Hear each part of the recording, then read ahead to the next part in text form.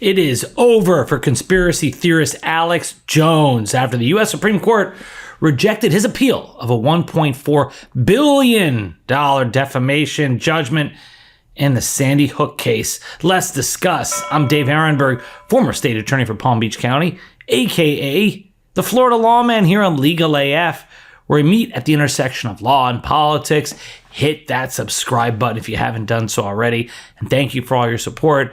And now let's talk about the far right, radical, conspiracy theorist, lying, hurtful, whiny individual Alex Jones, someone who is quick to shed tears when he's accused of things he did, and also quick to point fingers at others for things they didn't do.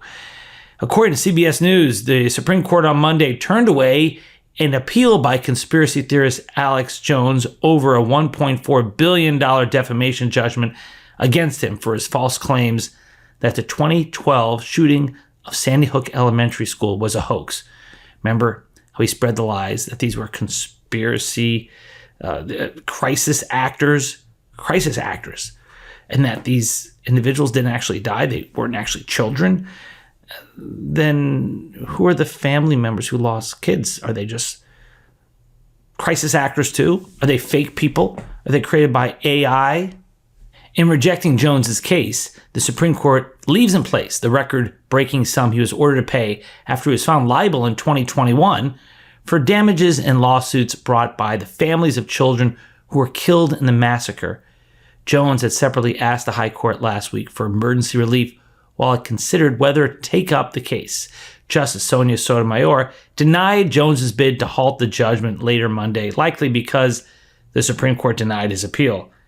A 6-person Connecticut jury had agreed in 2022 that Jones should pay $965 million to the families as compensation for defamation, infliction of emotional distress, and violations of a Connecticut law.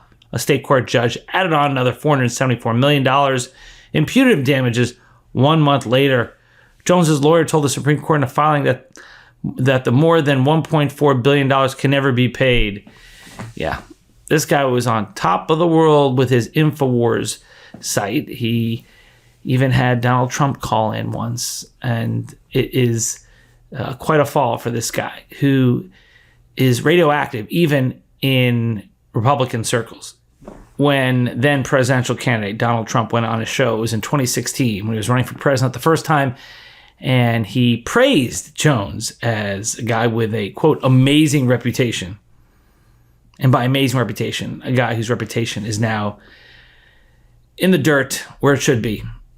Jones, the founder of InfoWars, had repeatedly claimed that the 2012 shooting that killed 20 students and 6 teachers was staged by, quote, crisis actors as part of a plan to enact more restrictive gun laws.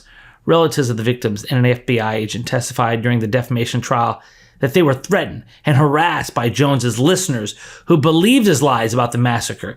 See, the best thing about being a devotee to conspiracy theories is once your conspiracy theory is debunked, you can just replace it with another conspiracy theory. And you can always explain your belief in the conspiracy theory through a conspiracy theory. If you believed in Y2K, that the world was coming to an end, well, maybe you just miscalculated and the real end is Y2 or Y3K. I mean, you can just do it easily because you're not basing your theory on facts. You're basing it on hooey, on garbage, on lies. And it's easy to replace a lie with another lie. As we all know, lies spread like wildfire.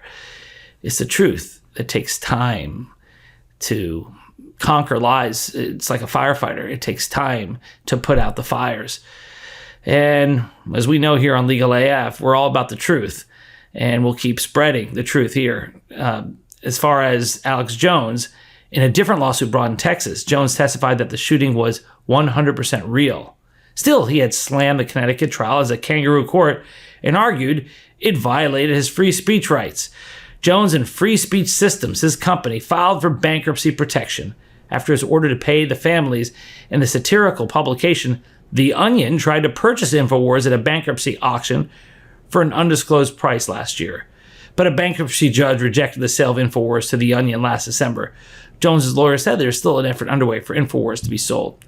Hopefully, if or when it's sold to a group that will try to heal. Reminds me of when the neo-Nazis in Idaho were sued and were forced to sell, or their property was foreclosed upon, and people who took it over created it into a peace museum, a tolerance museum.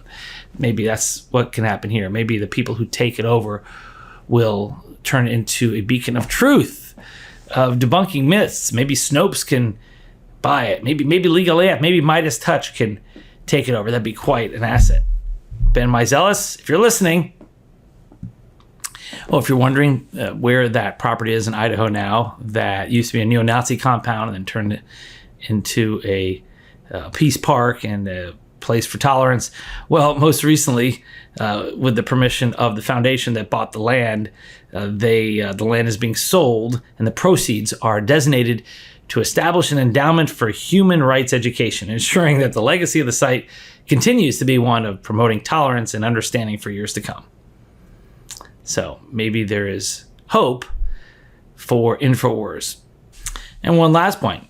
It's not over for The Onion.